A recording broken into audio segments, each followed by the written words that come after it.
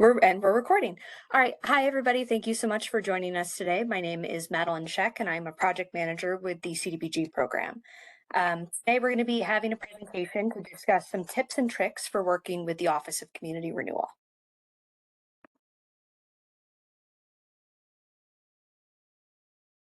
All right.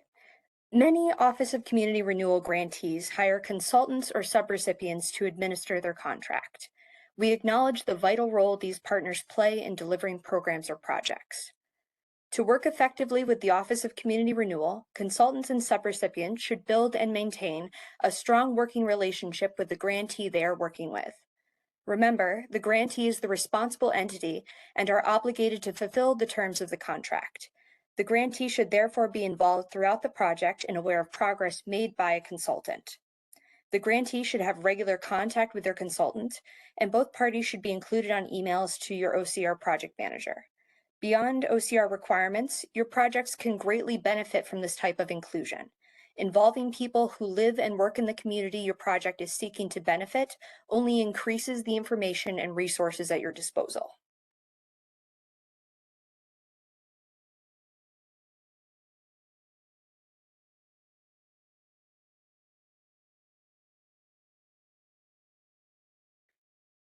All right, we at the Office of Community Renewal know that the implementing our programs and meeting the various related requirements can be difficult. As a result, we have created a wide variety of resources, which can be found on our program websites, ranging from forms and RFAs to manuals and toolkits. As you can see on this slide, if you don't have access easily to your program website through OCR, please just Google hcr.newyork.gov and the program you're looking for. If you have a question, we recommend checking our website first to see if we have a tool that might be able to help you. Please note that our forms on these websites do occasionally develop errors and glitches due to the amount of formatting built into the document. If you are working from a local copy you have saved from our website, the best and easiest way to fix it is to go to our website and create a new version in your browser. If the problem persists, please contact your project manager. Now, our resources can be an excellent starting place, but if you need additional assistance,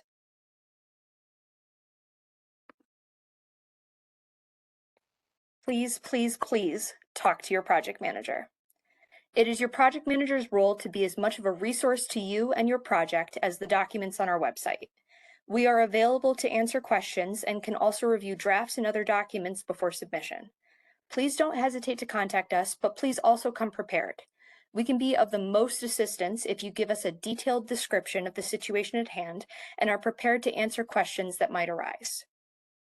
It's also helpful to note that while asking for forgiveness and not permission may be a perfectly fine approach in some situations, this is highly discouraged when it comes to administering state and federal grants. Your project manager is there in part to help you avoid issues that may create additional work for you later on, or even require you to pay back some of your grant funds. We cannot perform this task effectively if we are notified after a decision has already been made and/or executed. So once again, if you have any questions or concerns, please always contact us.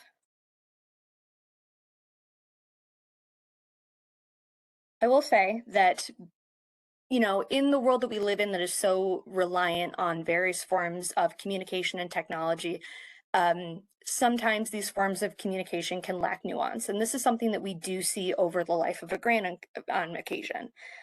So as we all know, as people who use emails can have their limitations. Messages can frequently fail to successfully convey intended information, tone, or both. Please remember that we appreciate the work you put into your grants. We don't want to get you in trouble, and our goal is the successful completion of your project. Most importantly, if you have questions about anything in an email, please call us.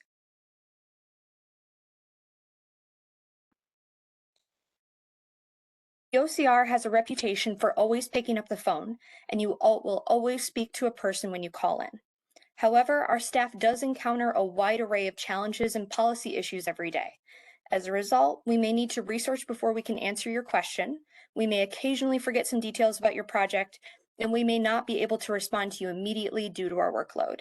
Please know that it is never our intention to make you wait, and we will always take your work and your questions seriously. If you do not receive a response in a timely manner or need urgent assistance, please feel free to send us a reminder.